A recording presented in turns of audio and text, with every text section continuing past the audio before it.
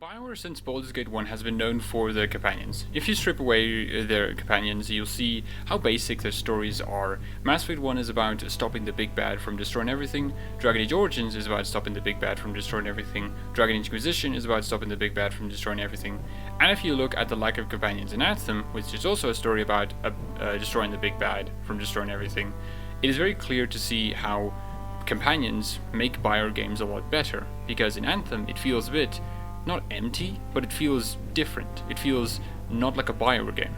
And it makes sense. Companions do so much for a game. They show the player how they view their choices. Do they agree or disagree? What do they would have done differently? How does the companion react to the player's choice? What does the player think about how the companions think? Does it change what the player would have done? It allows the player to have feedback and reactivity, which makes the choices much more better to make. It is this immediate impact of this reaction that they see for your choice. Companions also give insight into the world. Given the companion natural exposition and representing some aspect of the story or themes, it strengthens the story beats or themes, causing it to resonate more.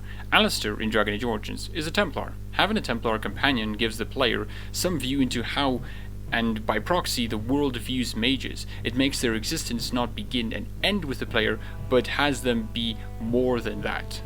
Companions also allow for choices to extend into themselves. The way they act and think can be changed depending on the choice that you do. It allows RPG mechanics to be more present in the game. Companions carry Bioware games so much, and it's no wonder why other studios try this as well. So it's again no wonder why Larian also did companions. But I personally think Bioware is the only studio who makes great companions. Not because Baldur's Gate 3's companions are bad. There is no one right way to do a companion. It is simply what the game makes sense for the game in question. Larian has great companions, but the fundamental issue is that they don't prioritize companions to the extent Bioware does. Larian prioritizes freedom above all else. If you look in their entire catalog, you can see Divinity Original Sin 1 and 2, the games that really came to full fruition with this philosophy, exemplify this to such an extent. If the story has to be worse for the player's freedom, then so be it, which has affected companions of Baldur's Gate 3. The way you interact with them and get from story beat to story beat is entirely up to the player. You are never forced into interacting with them, which leads to many storylines being lost due to the player not knowing, or if the player not recruiting them at all. Larian doesn't want to force anything onto the player. If the player misses out on content, then that is fine by them. They miss out on it. Contrast that to how Bioware does their companions. You will be forced to interact with them, not in terms of recruiting them, but in meeting and acquiring them. In Mass Effect 1, you have no option in not interacting with Garrus, Rex, and Tali. You are forced to meet them at some point, and whether or not you recruit them, Bioware makes it impossible not to interact with them. Same applies to Dragon Age Origins. Even if you leave Lothering the moment you arrive, you will see Sten, and you will have Liliana find you. There's no way you can miss them. Bioware just won't allow it. Larian, on the other hand, doesn't care if you interact, recruit, or even like the companions. If you don't want them, then you don't have to do anything with them. Larian is fine if you even missed them. The game will work fine without them. Which, again, with Bioware, they really want you to have the companions in your party because they do make the game a lot better. Dragon Age Origins, even if you can kill your party members, it is very difficult to do that. The most you can do is make them leave, and the worst you can do is intentionally lower their disapproval so you can kill them. There's no easy way to do that. Well, with Larian, you can just hit them and kill them from there, and there you go, or shove them off a cliff. And that is the big difference between Bioware and Larian's companions. Bioware heavily invests in them to the point where if you don't recruit them or use any of them in-game, the game is made worse. While if you don't use any companions in Baldur's Gate 3, the game isn't worse. The game functions fine without them.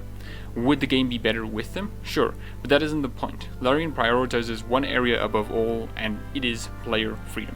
The game's story, pacing, world, and gameplay has to adjust for what the player might want to do, which has consequences, ultimately meaning the companions can't be that important, because if they were that important, it would violate some players' freedom. They have to exist in a realm where they can add to the game, but not too much, because if they did, it would constrict the player's freedom. Another way how Larian's design philosophy ruins companions is how you interact with them. To progress a companion story, you have to do two things: get to their approval bar up and then take a long rest. This results in the companion stories not unfolding naturally. If you get a lot of approval up really quickly, and you'll be bombarded with so much dialogue that it doesn't really take into account for how much time you spent with them.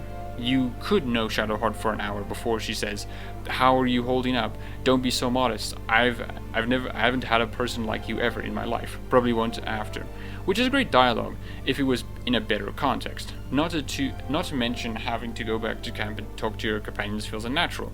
You could be in the middle of a quest when you gain enough approval to do something and are now faced with a dilemma.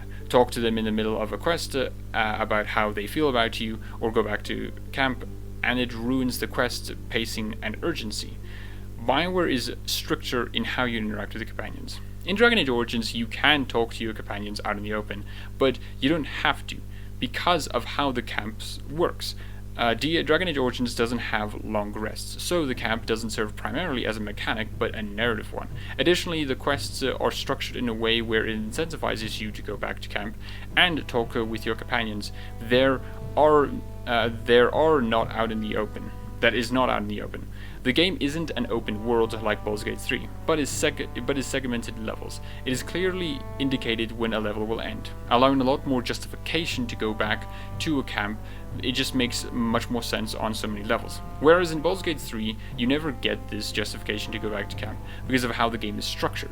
You are always on the constant march to get rid of your tadpole. After you do one quest, you have to do another. There is no natural cut-off point. The urgency means that you can stop and rest when you need to restore your health.